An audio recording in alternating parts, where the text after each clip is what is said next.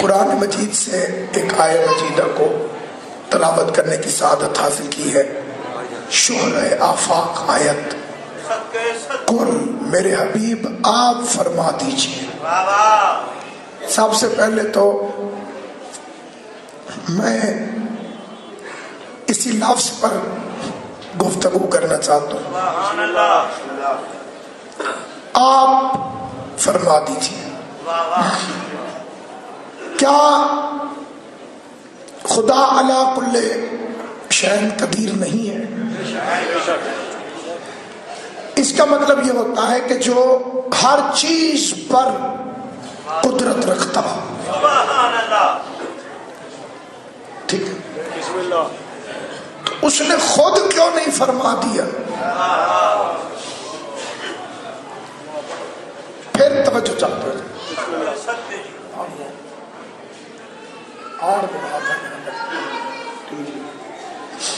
ایک صلوات پڑھ لیں محمد و علی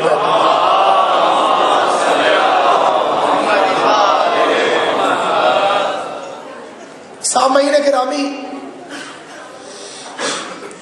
نہایت توجہ چاہتے ہوئے یہ فکر عرض کرنا چاہتا ہوں. جب خدا علی کل شیء قدیر ہے، ماشاءاللہ جی ماشاءاللہ، ہر چیز پر قدرت رکھتا ہے، جو چاہے کر سکتا ہے، سبحان اللہ. نبی سے کہنے کی کیا ضرورت تھی کہ آپ فرما دیجیے؟ اور ایک طریقہ یوں بھی تھا کہ آسمان پر لکھ دیتا ہر زبان کے اندر، اختلاف بھی کوئی نہ ہوتا اور بندے پڑھ لیتے. لکھا کیوں نہیں اور خود بولا کیوں؟ ایک صلوات پڑھ لیں محمد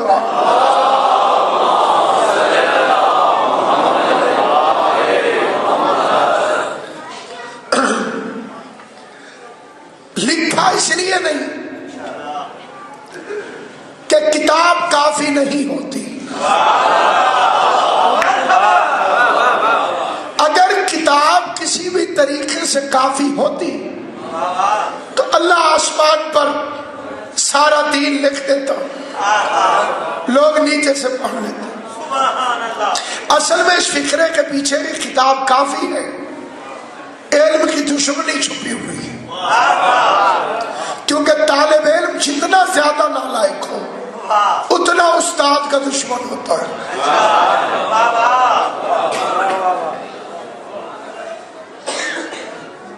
نالائکی کی علامت ہے استاد سے دشمنی، کتاب سے پیار. ہوم ورک نہ کرو، کتاب کچھ نہیں کہتی، استاد ڈانٹتا ہے. ہمارے زمانے میں تو سٹیکس ہوتی تھی، ڈنڈے ہوتے تھے. ابھی تو ہے کہ مار نہیں پیار. لیکن سامعین گرامی، ابھی پتہ نہیں بچے سکول سے بھاگتے ہیں کہ نہیں بھاگتے.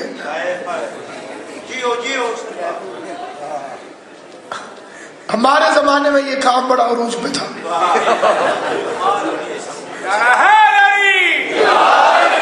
گھر سے نکلے اسکول جا رہے ہیں، چھٹی کے وقت بستہ لے کر السلام علیکم آگے. اس عمل پہ کتاب کچھ نہیں کہتی تھی، حالانکہ ساتھ ہوتی تھی.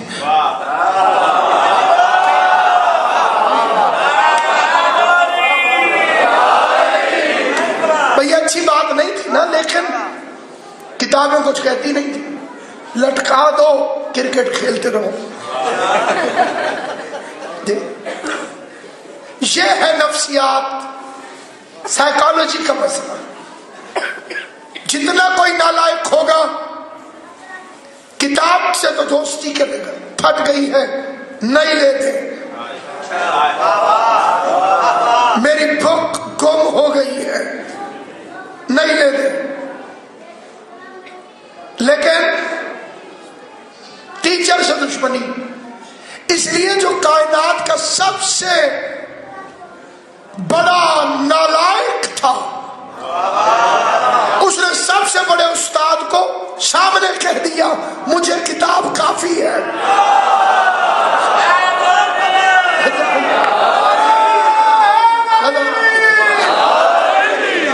سامنے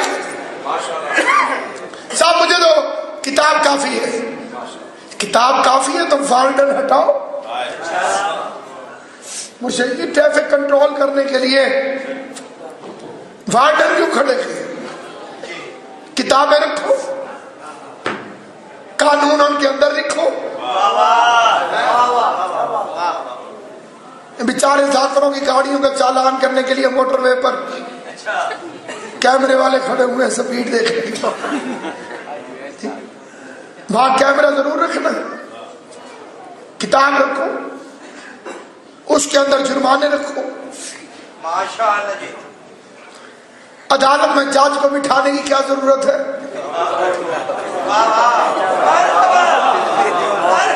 کرسی پر پڑی ہوئی ہو قانون کی کتابیں، ان سے کہو کہ سزا دے.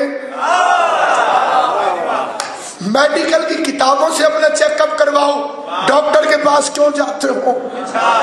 ممبر پر مجلسوں کی کتابیں رکھو، ذاکر کے نخرے کیوں اٹھاتے ہو؟ نوح خانی کتابوں میں لکھ کر ماتم شروع کر دو. نہیں جی نہیں، یہ تو دنیا کی کتابیں ہیں، اللہ کی کتاب کی بات ہو رہی ہے، ہم تو قرآن شریف کا کہہ رہے ہیں. میں کہا اچھا، پھر اس قرآن شریف میں دکھاؤ کہاں لکھا ہوا ہے کہ صبح کی نماز 2 رکعت ہے. قرآن پڑھ کے عرض کرنا بھائی وہ آیت دکھاؤ جس میں لکھا ہو کہ داڑھی کی لیمٹس کیا ہے. غور ہے یہ نہیں آپ؟ کیلے کھانے سے روزہ ٹوٹ جاتا ہے، قرآن میں دکھاؤ.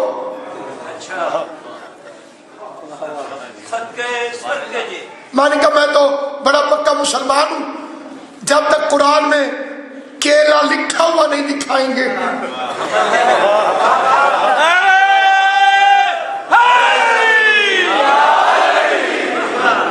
ایک صاحب گئے کسی فیکٹری میں نوکری کے لیے. انہوں نے نوکری پہ رکھنے کے بعد کچھ شرطیں طے کریں. اتنے بجے آنا ہے، اتنے بجے جانا ہے، چھٹی سے پہلے اپلیکیشن دینی ہے، ماچس لائٹر لے کر اندر نہیں جانا، پالیٹکس میں حصہ نہیں لینا، نعرے بازی وغیرہ وغیرہ. وہ قواعد اور ضوابط انہوں نے لکھ کے مجھے دے دی. ماشاءاللہ جی. اور میں نے اتنے پڑھے کہ میں ان کا حافظ ہو گیا. یہ کرنا ہے، یہ کرنا ہے، یہ کرنا ہے، یہ کرنا ہے، یہ کرنا ہے. ایک دن فیکٹری کے مینیجر کا بیٹا فیکٹری کے کام سے جاتے ہوئے ڈاکوؤں کی فائرنگ سے قتل ہو گئے. سارے مزدور افسوس کے لیے اکٹھے ہوئے، میں کٹ گیا. یہ کہاں طے ہوا تھا کہ اگر مالک کا بیٹا مر گیا تو پھر افسوس بھی کرنا ہے. سارے کہیں گے بے وقوف، اس کا تعلق لکھنے پڑھنے سے نہیں انسانیت کے ساتھ ہے. اب جو کچھ بے وقوف لوگ اپنی عقل کی بنیادوں پر سوال کرتے ہیں، صاحب ماتم قرآن سے دکھاؤ، سلجنا قرآن سے دکھاؤ، علم قرآن سے دکھاؤ، تعزیہ قرآن سے دکھاؤ، تو میں ان کو بڑے ادب سے کہتا ہوں جاؤ ان سے پوچھو قیام کا طریقہ قرآن سے دکھاؤ، رکوع کا طریقہ قرآن سے دکھاؤ، سجدے میں کتنی تسبیح ہے قرآن سے دکھاؤ. یہ قرآن سے دکھا سکتے ہو کہ روزے کا رفتاری کا روزہ کس چیز سے روزہ ٹوٹتا ہے کہ قرآن سے دکھاؤ. حج کے ارکان قرآن سے دکھاؤ، کشمش کی زکات قرآن سے دکھاؤ، بھیڑ بکری کی زکات قرآن سے دکھاؤ. قرآن تو اللہ نے نازل ہی ایسے کیا کہ آل محمد کے بغیر کافی نہ ہو. وجہ ہے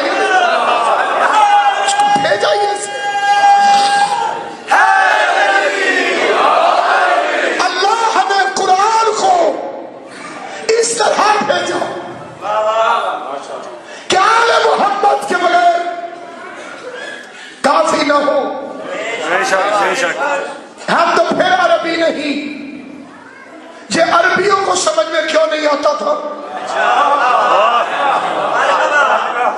مدینے کے رہنے والے، حضور کے تربیت یافتہ، قرآن عربی میں مسئلے سامنے سمجھ کچھ نہیں آتی،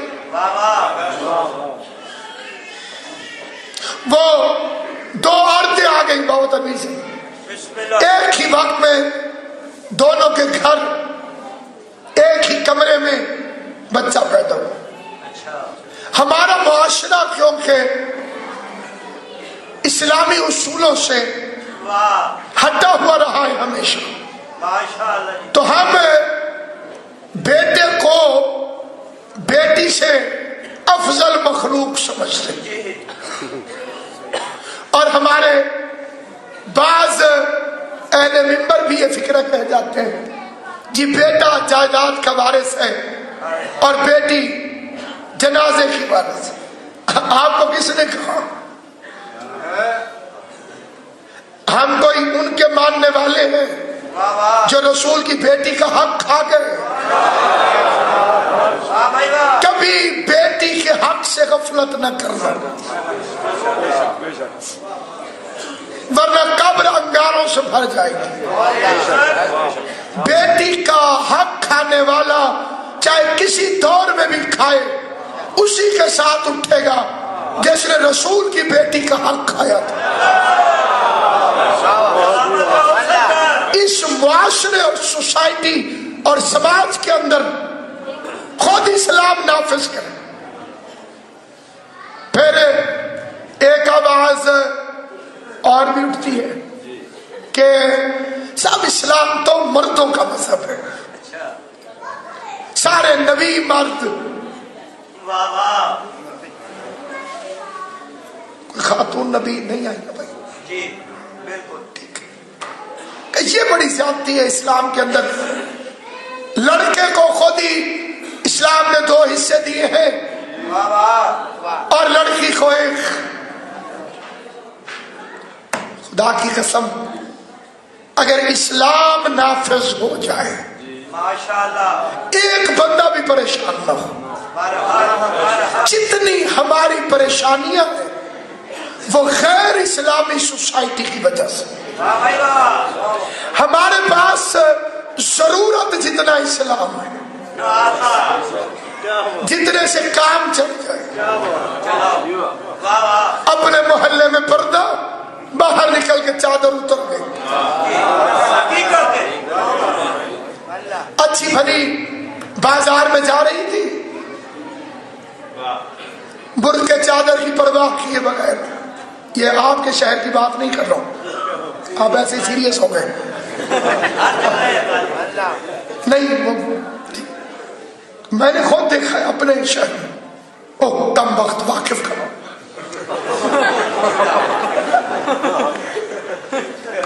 اکبر الآبادی نے کہا تھا، سنا ہے اپنے عزیزوں سے پردہ کرتے ہیں، جو خیر ہو تو کوئی شرم ہے نہ پردہ۔ کبھی جو وقت ملے ان سے جا کے پوچھائیں یہ ہم کو آپ نے کب سے عزیز سمجھا۔ عقل میں پردہ پڑ جائے تو پردہ اتر جاتا ہے۔ علی کے مذہب نے عورت کو عزت دے کر قیمتی سمجھا ہے، اس لیے کہا ہے کہ قیمتی چیز چھپائی جاتی ہے۔ آپ اپنے گھر میں قیمتی چیز کو چھپاتے ہیں، بہت سے بڑی آگے بیٹھے کو اس طرح سے اپنے کھانا کھانا آپ اپنے گھر میں قیمتی چیز کو چھپا کے اور جھاڑو واڑو یہ سب ایسے کرتے۔ صادق آل محمد کہتے ہیں اے علی کی ماننے والی بطول کی کنیز، تیری قیمت ہے اور تو قیمتی ہے۔ سونا قیمتی ہے، اس کے بدلے میں کاغذ کا نوٹ چلتا ہے کرنسی کے طور پر۔ یہ سونے کی ویلیو نہیں بن سکتا، قیمتی چیز کو چھپایا جاتا ہے۔ میں قسم کھا کے کہتا ہوں امیر المومنین کی اس پورے مجمع میں اول سے لے کے آخر تک ہر بندے کی مشکل مسائل سنیے کہ تمہاری پرابلمز کیا ہیں. اس کی واحد وجہ یہی ہوگی کہ اسلام نہیں. برائے نام مسلمان کے گھر پیدا ہو گئے لہذا مسلمان، کیونکہ مسلمان کے گھر پیدا مجبوری ہے،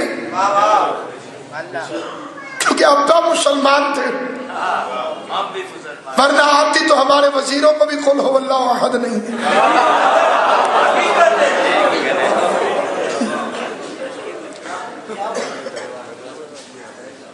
مختصر سورہ کوثر کے بعد،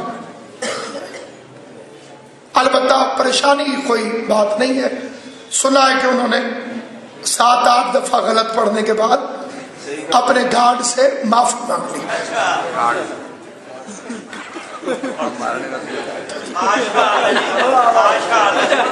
غصہ نہ کرنا.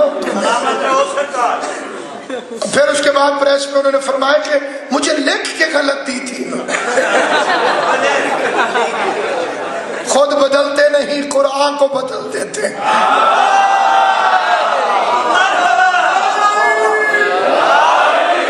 بہرحال ایک کے ہو گیا بیٹا اور ایک کے ہو گئی بیٹی.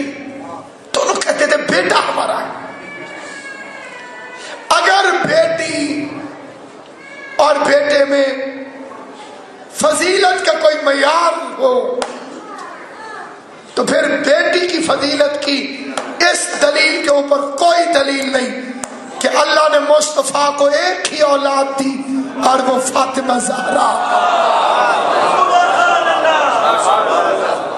باقی معاشرے کا یہ شور کہ جناب یہ بیٹے کو دگنا حصہ کیوں دیا اور بیٹی کو ایک حصہ کیوں دیا. یہ ہے اسلام. بیٹی ہوتی ہے 2 گھروں میں جانے والی. بیٹا زیادہ تر ایک ہی گھر میں رہتا ہے. میں نے احتیاط سے کام لیا.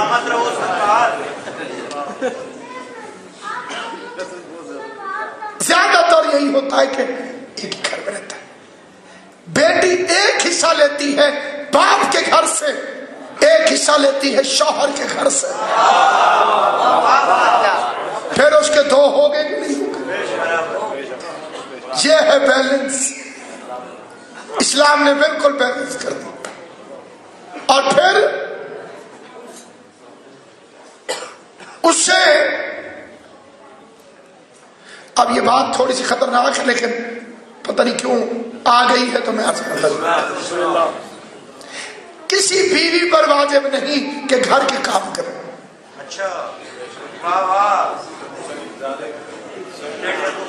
لیکن شریعت محمد اس ممبر پہ بیٹھ کے پرسنل اوپینین تو حرام ہے.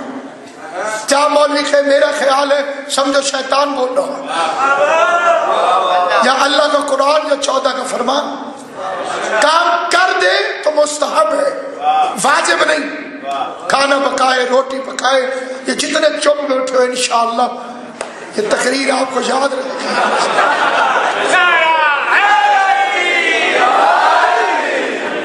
جھاڑو دینا واجب نہیں، برتن دھونا واجب نہیں، سالن پکانا واجب نہیں. بیوی ہے نوکرانی نہیں. دل سے سبحان اللہ کہنا. یہ محمد و آل محمد کی شریعت ہے. کسی کو یقین نہ آئے تو میں صرف قرآن سمجھ کر اس کی قسم کھاتا ہوں.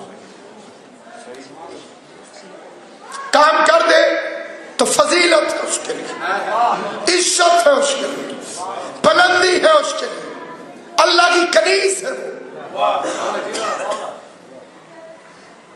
خدا کی قسم کھا کے کہتا ہوں اگر مجھے اللہ پوچھے کہ اے حسین کے سب سے چھوٹے ذاکر ابھی کا جو فکرہ کہنے والے ہو کیسا مجمع چاہیے، تو میں کہوں گا معبود جبرائیل کو بٹھا میرے سامنے.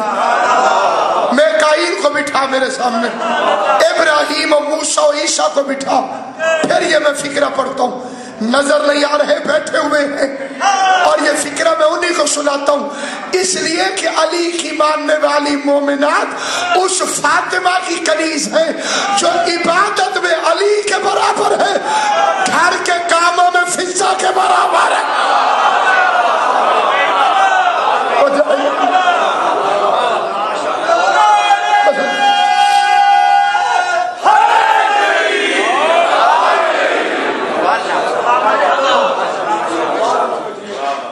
یہ فکرہ معمولی نہیں ہے. میرے جیسے طالب علم کو بھی اس کی تشریح کرنا پڑے کئی گھنٹے لگتے ہیں. عبادت میں علی کے برابر, علی کے دشمنوں کی تو موت ہے. یہ فکرہ تنویر شادی کی بات ایک ہی تشریح کرتا ہوں اس کی. مرد ہے علی, مستور ہے زہرا. اب فکرہ پھر سنیے, بطول عبادت میں علی کے برابر. جنہیں اب بھی سمجھ نہیں آئی اور آسان کر دیتا ہوں. مرد ہو کے علی کی کوئی نماز قضا نہیں, مستور ہو کے زہرا کی کوئی نماز قضا.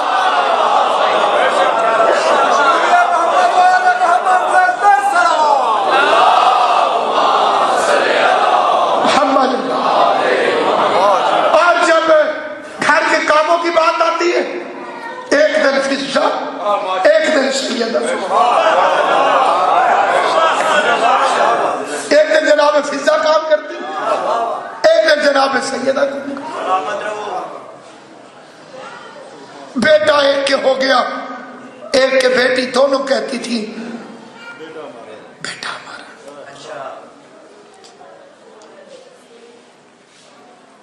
عدالت پریشان, جج صاحب حیران, فیصلہ کرے تو کیسے کرے. پریشانی کے عالم میں مشکل کشا اسلام سے رجوع کیا.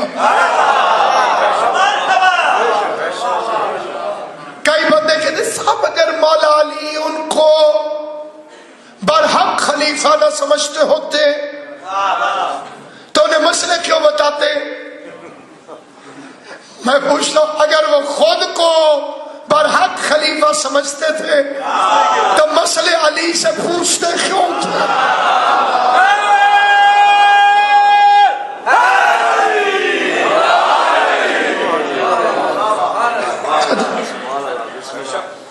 ڈاکٹر کا کام ہوتا ہے دوا دینا, دوست دشمن نہیں دیکھتا ہوں.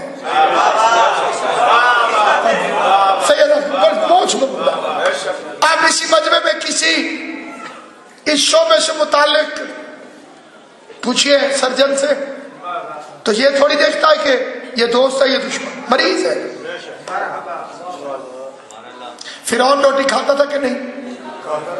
جڑے چپ کھاتا تھا, سانس لیتا تھا. بندہ کہ جی فرعون کو کھانا تو اللہ میاں دیتا تھا, سانس لینے کے لیے ہوا تو اللہ میاں دیتا تھا. یہ ان کے کتنے اچھے تعلقات تھے. تو سمجھدار آدمی کہے گا بے وقوف, سانس لینے کے لیے ہوا دینا, کھانے کے لیے روٹی دینا فرعون اور اللہ کے اچھے تعلقات کی دلیل نہیں ہے, اللہ کے رب العالمین ہونے کی دلیل ہے. اللہ کے رب العالمین ہونے کی دلیل ہے. اور انہیں مشکل میں پھنسا دیکھ کے مدد فرمانا علی کے مشکل کشائے کائنات ہونے کی دلیل.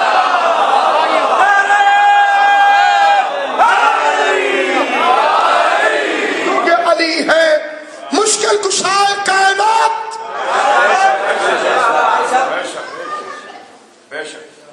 اس لیے مدد کے لیے پہنچ گئے. خطرہ اسلام کو تو نمائش کے لیے اور تھے, آزمائش کے لیے علی تھے. وائرس آ گیا, امیر المومنین نے 2 شیشیاں اٹھائی, दोनों औरतों को दे दी, कहा कि जाओ और अपने अपने दूध से इन्हें भर दो। फिर तोला, एक का वजन ज्यादा था, एक का कम। जिसका वजन ज्यादा था का बेटा तू ले जा, सलामत हो आबाद। एक दो बंदे हैरान हुए, दरबार में सारे हैरान हो गए। या अक्सरियत फिर भी ठीक बैठे।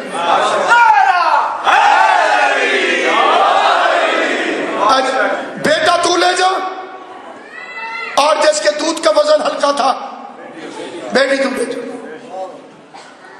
बंदे बड़े परेशान हो गए। माशाअल्लाह माशाअल्लाह नारे लगने लगे, क्योंकि दोनों औरतें सही फैसले को मान गई। एक बंदे ने मौला अली से पूछ लिया, आपने ये फैसला कहां से किया? अली अलैहिस्सलाम ने फरमाया, कुरान से। सबको बता, कुरान में ऐसे अली को लेकर आए, कुरान में देख लेते, हम भी जवाब दे देते। एक ने पूछा कि है कहां? बंदे मस्जिद में बैठ गए, कुदरतन किताब पड़ी भी है।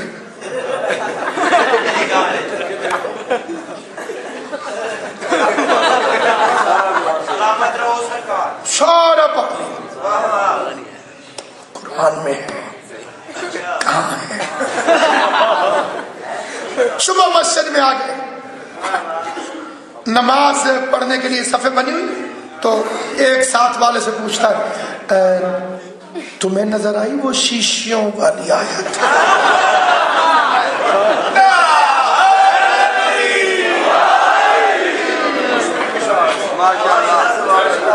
कौन सी आयत? शीशियों वाली, तकड़ी शीशियां, दूध सारे कड़े। शायद आप कमाल करते हैं, आप कहते हैं कि कुरान में लिखा हुआ, और ये कुरान सामने, कहां शीशियों वाली आयत? अली अलैहिस्सलाम ने फरमाया, कुरान में नहीं लिखा हुआ कि मर्द का हिस्सा औरतों से दुगना होता है?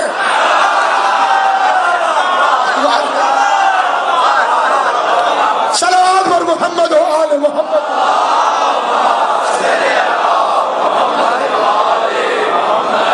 तो इसीलिए खुदा ने अला कुल्ले शैन कदीर होते हुए अपने हबीब से फरमाया, कुल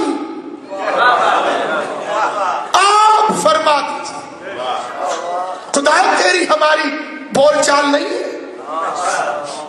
खुद कह दे, क्या मैं वसीले के बगैर गुफ्तगू नहीं करता? इंसाफ करना जिन्हें जबान अल्लाह ने दी है, जब कदीर होकर मुस्तफा के वसीले के बगैर पब्लिक से राब्ता ही नहीं करता, तो ये बंदा मजबूर होकर आले मोहम्मद को छोड़ के डायरेक्ट अल्लाह तक कैसे पहुंच जाए?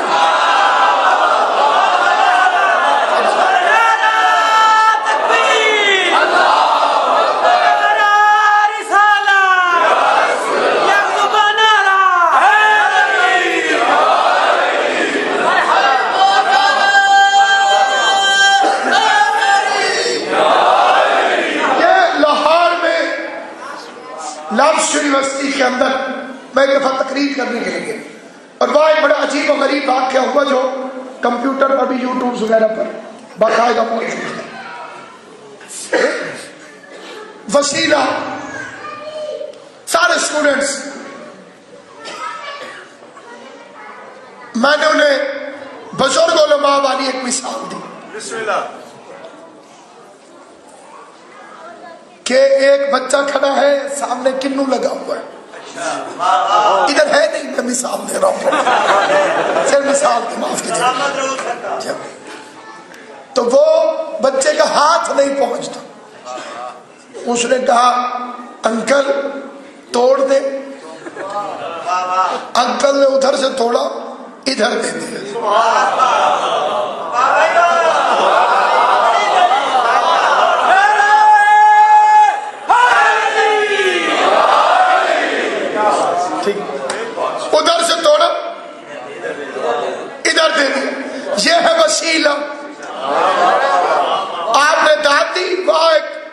اسٹوڈنٹ تھی وہ بگڑ گئی. انہوں نے کہا مولانا یہ مثال غلط ہے. میں نے کہا جی کیسے؟ دلیل بڑی مضبوط ہے. آل محمد کا ساتھ نہ ہو تو کچھ بھی نہیں ہو سکتا، اور ان کے مذہب کی وکالت ہو تو پھر کچھ نہیں بگڑ سکتا. انہوں نے کہا کہ علامہ صاحب مسئلہ یہ ہے کہ بچے کا ہاتھ پہنچتا نہیں تھا کیونکہ کنو دور تھا.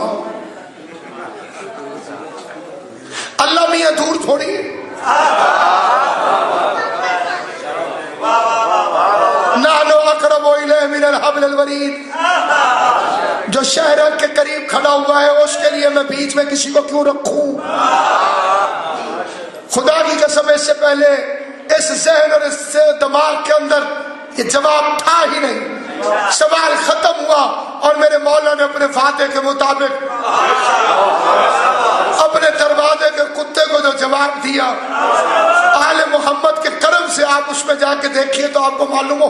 میں نے کہا اگر اللہ آپ کے اتنے قریب ہے اور آپ قریب اس کے ہونے کی وجہ سے کسی کو درمیان میں وسیلہ نہیں بنانا چاہتی تو پھر اللہ سے کہیے کہ جب آپ کے مرنے کا وقت آئے ملک الموت کو نہ بھیجے، یہیں سے کرتا تباہ.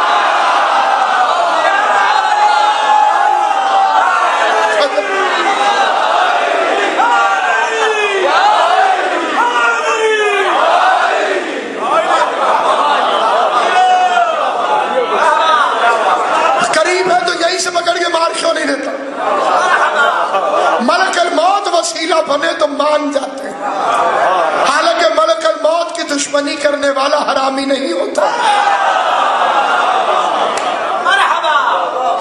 اس کی دشمنی کرتے ہیں کہ جیسے دشمنی غیر حلالی کے علاوہ کائنات میں کوئی کرتا ہی نہیں. وسیلے سے گفتگو کرتا ہے، بات عوام کے کرنے سے درمیان میں مصطفیٰ کو. ایک رات اسے خود محمد سے بات کرنا پڑ گئی اور قانون بنا چکا تھا کہ ڈائریکٹ بات کرتا نہیں ہوں، درمیان میں کسی کو وسیلہ رکھتا ہوں. تو اب میں نے سوچا معبود تو ہمیشہ ڈائریکٹ بات کرتا ہی نہیں، درمیان میں مصطفیٰ کو رکھتا ہے. اب بات ہی مصطفیٰ سے کر رہا ہے، اب بھی کسی کو درمیان میں رکھے گا یا قانون توڑ دے گا. معراج کی رات نے بتایا گفتگو عوام سے ہو تو وسیلہ مصطفیٰ ہوتا ہے، بات مصطفیٰ سے ہو تو وسیلہ حیدر خرار.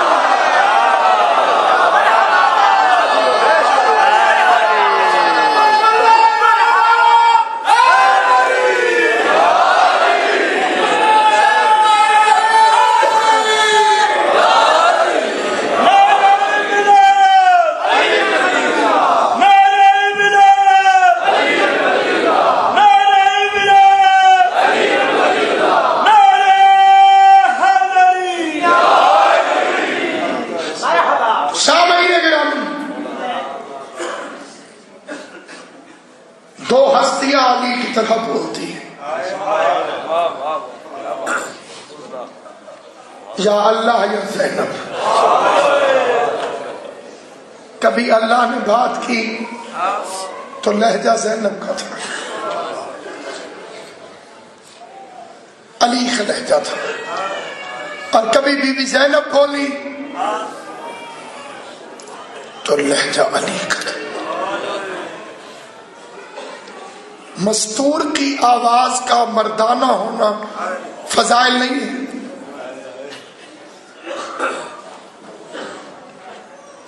لیکن خطبے بھی دیے ہیں تو وہ لہجے میں علی کے.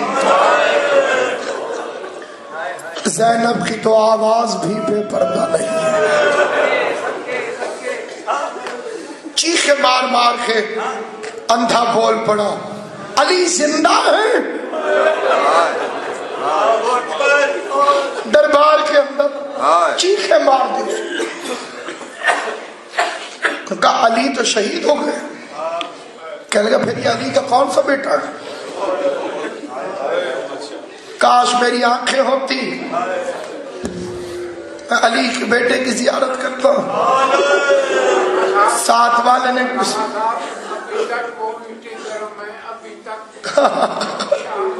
جان کھڑی رہی علی کی بیٹی.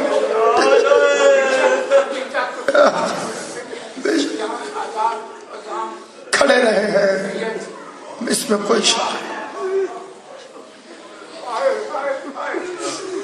کاش قتل حسین پہ بات ختم ہو جاتی۔ لوگ کہتے تھے کربلا کی جنگ اللہ اسے جزائے خیر دے جس نے فکرہ درست کیا، جنگ نہیں ہوئی ظلم ہوا، جنگ نہیں ہوا ظلم ہوا۔ راستے میں پوچھتی تھی نا عورتیں شیمرن کا قصور کیا تھا، اللہ لعنت کرے اس ملعون پر، کہتا ہے کہ بیعت نہیں کرتے تھے۔ ایک عیسائی عورت نے اس کے گریبان میں ہاتھ ڈال دیا، جھنجھوڑ کے اصغر کے سر کی طرف اشارہ کر کے رو کے کہتی ہے یہ بچہ بھی بیعت نہیں کرتا تھا، یہ تو شاید ماں کو ماں بھی نہیں کر سکتا۔ کئی جگہ پہ یہ ملعون کہتے تھے نماز نہیں پڑھتا تھا، آگے مجمع کہتا تھا اس کا ماتھا بتاتا ہے سجدے میں شہید ہوا۔ 6 مہینے کے فوجی ہوتے، 80 سال کے فوجی ہوتے، 13 سال کے فوجی ہوتے، جنگ نہیں ہوئی، کیا ہوا ہے بولو؟ اتار دے سر سے ٹوپی، نہیں کی سکتے۔ انگریز بھی جنازوں پہ آگے ٹوپیاں اتار دیتا تھا۔ زندگی میں کبھی نہ بھولنا عزائے حسین کے اصول، سخت مجبوری نہ ہو تو کرسیوں پہ نہ بیٹھنا، کیونکہ یہ ان کا ذکر ہے جن کے خیمے جل گئے تھے۔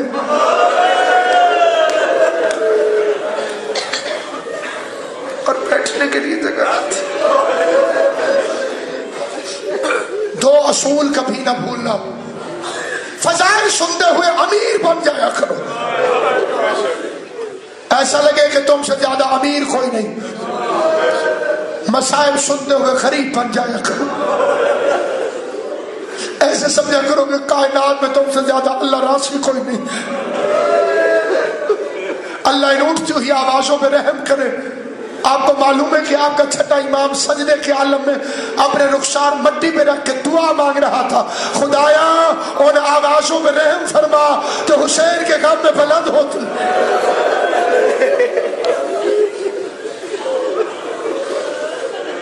غم حسین میں اٹھتی ہوئی آوازوں کو کائنات میں کسی کی دعا کی بھی ضرورت نہیں، خود امام دعا فرما۔ جس دن حسین کو رو لیا کرو سمجھا کرو بقیہ کی ٹوٹی ہوئی قبر سے دعاؤں کی آواز۔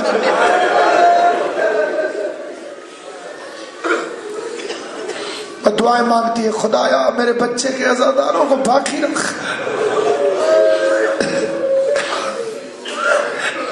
خدایا میرے بچے کے عزاداروں کو باقی رکھ۔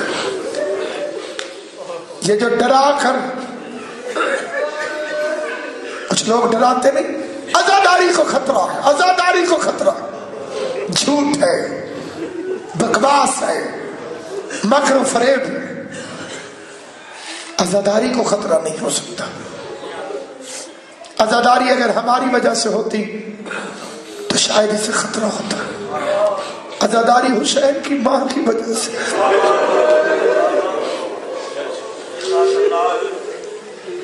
ماتم حسین کی ماں کی وجہ سے، جلوس حسین کی ماں کی وجہ سے۔ جاؤ پوری دنیا کی عبادت گاہیں دیکھو، کوئی بھی مذہب ہو اس کی عبادت گاہ دیکھو، وہاں مذہب کا بوجھ بوڑھوں کے کندھوں پر،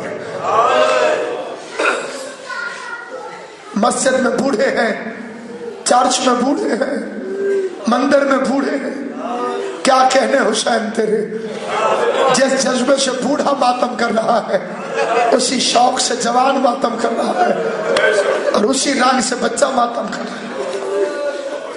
نماز سیکھنا پڑتی ہے کیونکہ شریعت ہے، ماتم سیکھنا نہیں پڑتا کیونکہ عشق۔ آپ قاری صاحب سے اپنے بچوں کو نماز سکھلواتے ہیں، کیا کبھی کسی نے کہا کہ آؤ بچے ماتم سیکھ لو؟ ہندوستان کے ایک شاعر کے 4 مصرے ہیں قبلہ، نبی صاحب آپ کی نظر کرتا ہوں. بچے سو جاتے ہیں جو تھک کے عزا خانوں میں،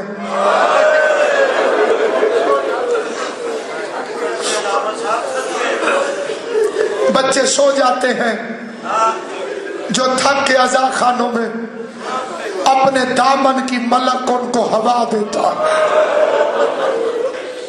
بچے سو جاتے ہیں جو تھک کے عزا خانوں میں، اپنے دامن کی ملک ان کو ہوا دیتا ہے.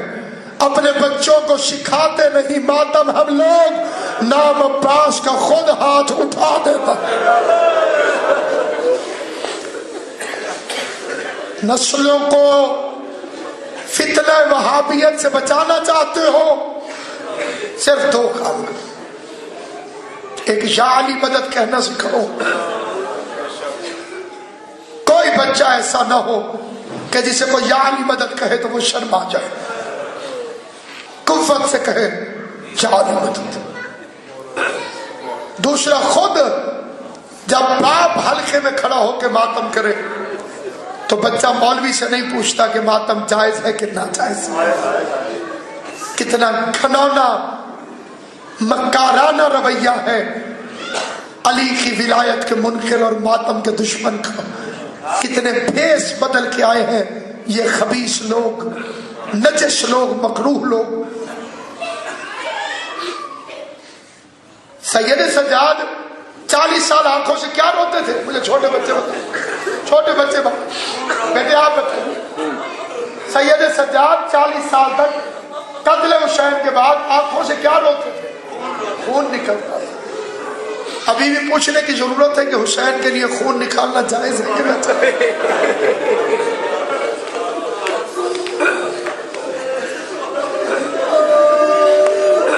امام سے زیادہ کوئی شریعت جانتا ہے؟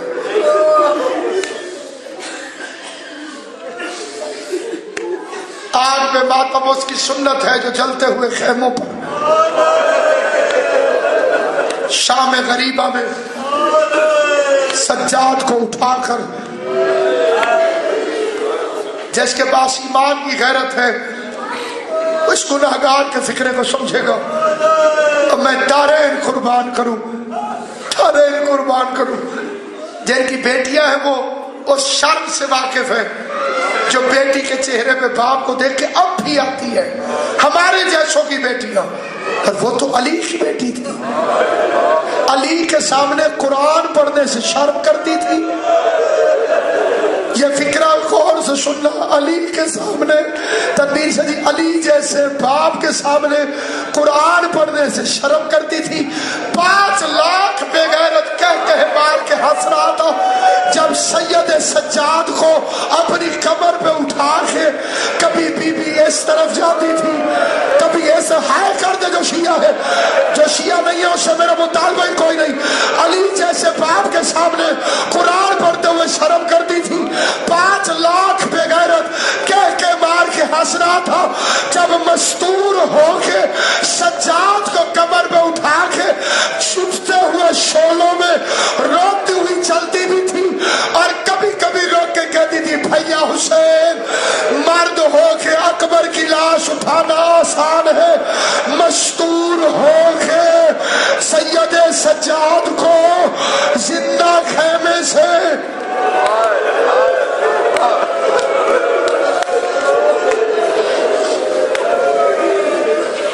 علی کی بیٹی کو جھک کر سلام کر اسلام. شعر سننا خدا کی قسم. علی کی بیٹی کو جھک کر سلام کر اسلام، یہ ایک امام کو گھر تک بچا کے لائی ہے.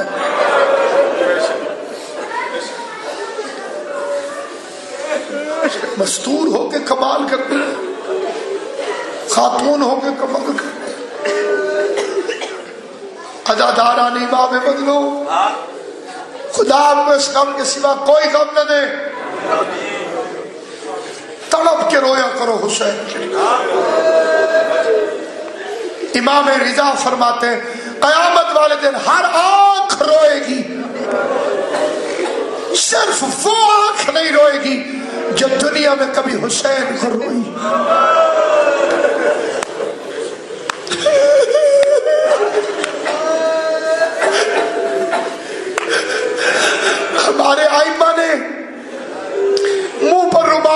حسین کو رونے سے منع کیا.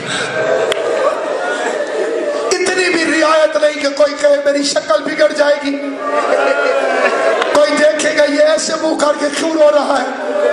5ویں امام کے گھر مجلس میں یوں رو رہا تھا جابر, اور امام نے رومال کھینچ لیا اور جلال میں آ کے بولے جابر ابھی عبداللہ کو کیوں نہیں روتا, حسین کو کیوں نہیں روتا. اس نے جلدی جلدی اپنا بھیگا ہوا رومال دکھایا. مولا دیکھے میرا رومال آنسوؤں سے بھیگ گیا, مولا میں حسین کو رو رہا تھا. فرمایا واہ جابر, رونا حسین کو اور منہ پر رومال رکھ کے رونا. کہ مولا کیسے رو, کہ ویسے رو جیسے بوڑھی ماں جوان بیٹے کی لاش پر بیٹھ کر روتی.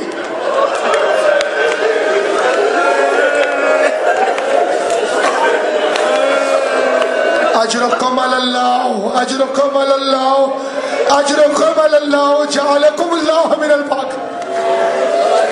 مانا میرا تمہارا شمار رونے اور رلانے والوں میں کرے. ساری دنیا میں مشہور ہو گیا.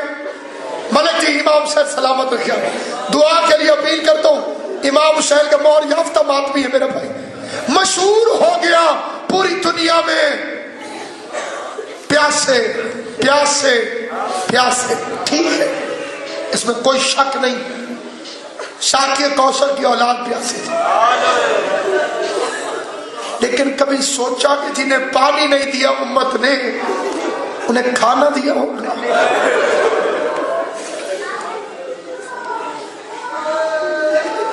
خالی پیاسے نہ تھے, بھوکے بھی تھے. علم نہیں غازی سمجھتا ہوں اسے, قسم کھا کے کہتا ہوں بچوں نے پانی مانگا ہے, روٹی نہیں مانگی. کوئی تاریخ ثابت نہیں کر سکتی کسی یتیم نے کہا ہو کہ ہمیں روٹی دے. کیوں نہیں کہا؟ پانی مانگنا حق ہے, روٹی مانگنا بھیک.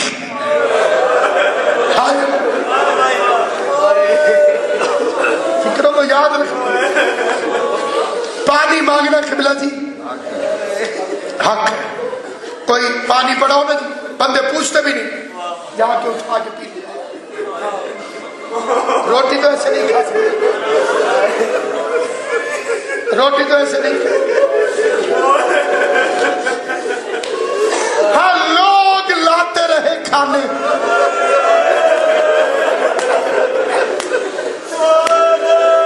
کبھی کبھی کوئی کھجوریں پھینکتا تھا.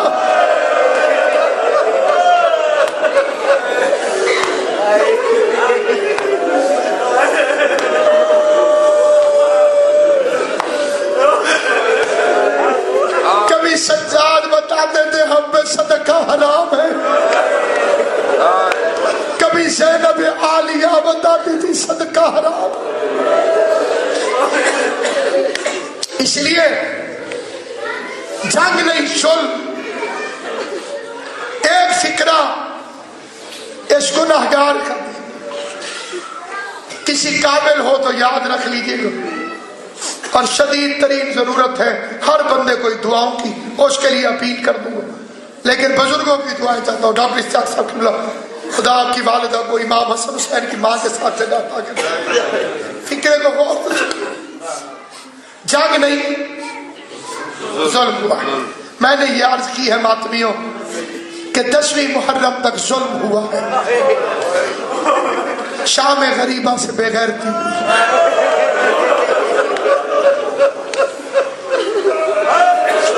شام غریبہ سے ظلم نہیں ہوا, شام غریبہ سے بے غیرتی. کلمہ پڑھ کے محمد کا بیٹا ذبح کرنا ظلم ہے, فاطمہ کی بیٹیوں کی چادریں چھیننا بے غیرتی.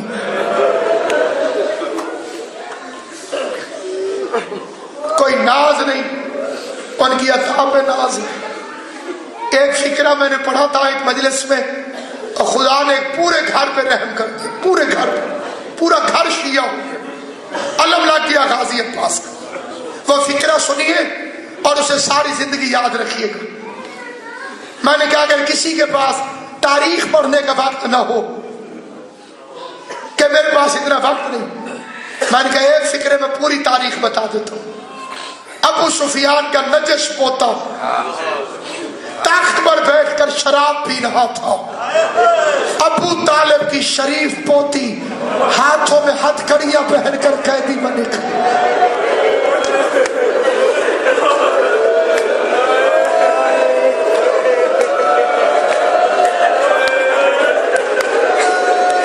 اللہ تمہارا ماتم قبول کرے.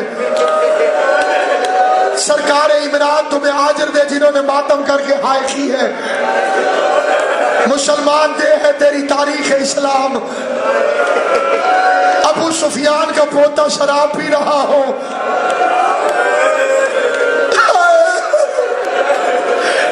ابو طالب کی پوتی کے ہاتھوں میں ہتھ کڑیاں ہو. سفیر روم اٹھ کے کہتے یزید جلدی کر اس بچی کی رسی ڈھیلی کر. آبادی کیوں؟ آبادی بے ہوش ہوئی ہے, کئی دفعہ رسی نے گرنے نہیں دیا.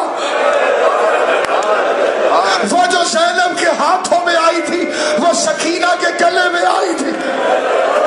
ظالم نے کہا بچی کو میرے قریب لاؤ. چھوٹی سی بچی سامنے آئی. کمینہ پوچھتا تیرا نام کیا ہے؟ بولی تو صحیح سکینہ, لیکن رسی اتنی سخت تھی کہ سکینہ کی آواز نہیں نکلی. یزید بے غیرت کہتے شمر یہ بچی بڑی گستاخ ہے, میں بولتا ہوں میرے سامنے بولتی نہیں. بے غیرت نے تازیانہ اٹھایا, سجاد کی پشت پر تازیانہ مارا. تیری بہن میرے بادشاہ کی توہین کر رہی.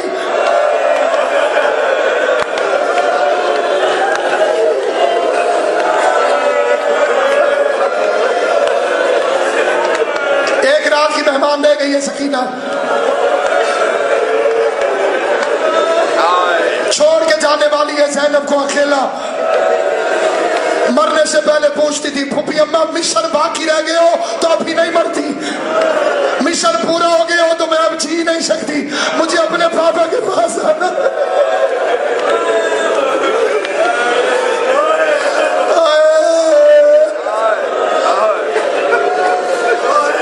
4 سال کی فاطمہ, 4 سال کی زہرا,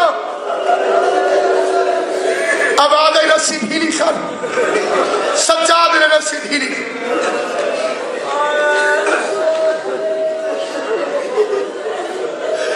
میں کیونکہ سادات کی نوکرانی کی اولاد, اس لیے مجھے اپنی دادی کا صدقہ سارے سید معاف کر دو. رسی ڈھیلی ہوئی بچی کا کرتا پھر سرخ ہو گیا.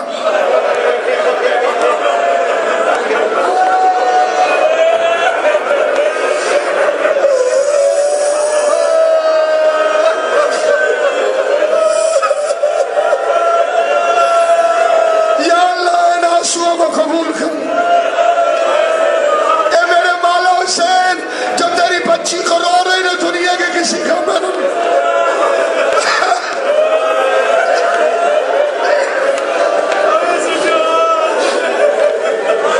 لوگ شام جا رہے ہیں, اللہ ساروں کو لے جائے. کئی یہاں پر شام کے زبار بیٹھے ہوئے, میں زباروں کے لیے فکرہ نہ پڑھ دوں. جو ہو آئے ہیں انہیں بھی بات سمجھ آ جائے گی, جنہیں بی بی پھر بلائے گی انہیں بھی سمجھ آ جائے گی. 2 قبریں ہیں بی بی کی شام میں. زبار گواہی دے گا ملکہ سچی, 2 قبریں ہیں بی بی کی شام میں. ایک پر لکھا ہے رقیہ, ایک پر لکھا ہے سکینہ. کئی زبار پریشان ہو جاتے ہیں, بی بی سکینہ کی قبر کون سی؟ یہ دونوں قبریں ایک بی بی کی.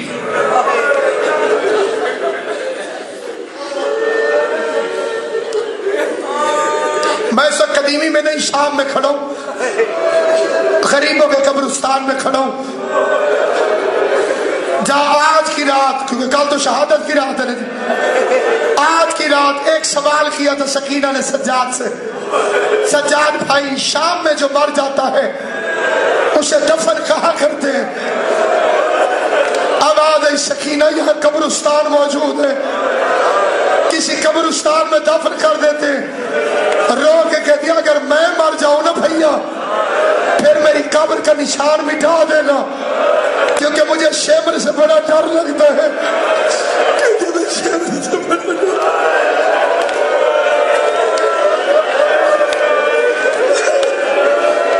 راستہ دیتا ہوں سکینہ بی بی کے مسائل میں کوئی بندہ شرم کر کے نہیں رونا، بے شک رونا نہ نظر جھکا لینا۔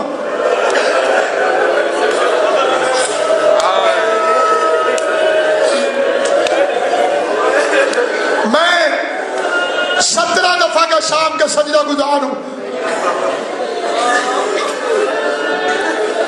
چہلم کی فضیلت کربلا کی ہے، شام میں شروع کیوں ہو گیا؟ عراق کے راستے بند ہو گئے،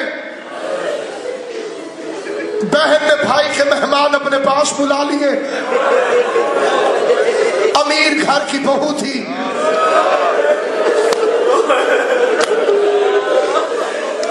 ممکن ہے اس نے کہا حسین نہ گھبرا، تیرے مہمان تیرے پاس دنیا نہیں آنے دیتی، میرے پاس لے آ۔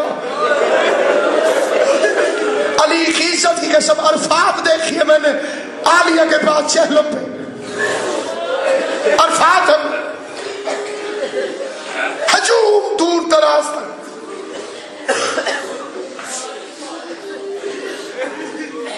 ایک پر لکھا ہے رقیہ، ایک پر لکھا ہے سکینہ۔ تھوڑی سی مسائل طویل ہو جائے کوئی حل۔ امیر تیمور کا نام سنا؟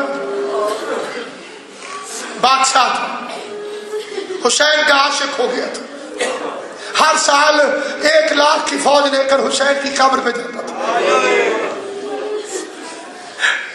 بوڑھا ہو گیا امیر تیمور، بوڑھا ہو گیا۔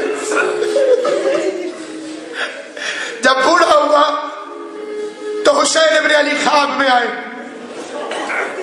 نہ آیا کر، کہنے لگا مر جاؤں گا تیری قبر پہ نہ آیا تو۔ حسین نے فرمایا تو تعزیہ منا ہندوستان میں، اگلے سال سے تو نہیں میں تیرے پاس آیا کروں۔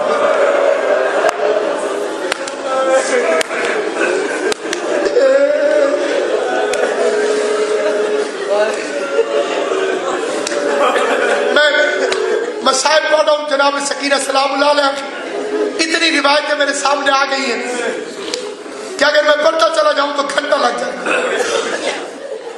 میں اتنی عبادت کرتا ہوں کہ کوئی تھکے نہیں، اور یہ عظیم عبادت اپنے مقام تک نہیں۔ اس امیر تیمور نے شام جا کر بی بی زینب کے روضے پہ ماتھا رکھا اور عجیب سوال کر دیا، بی بی رہائی مل جو گئی تھی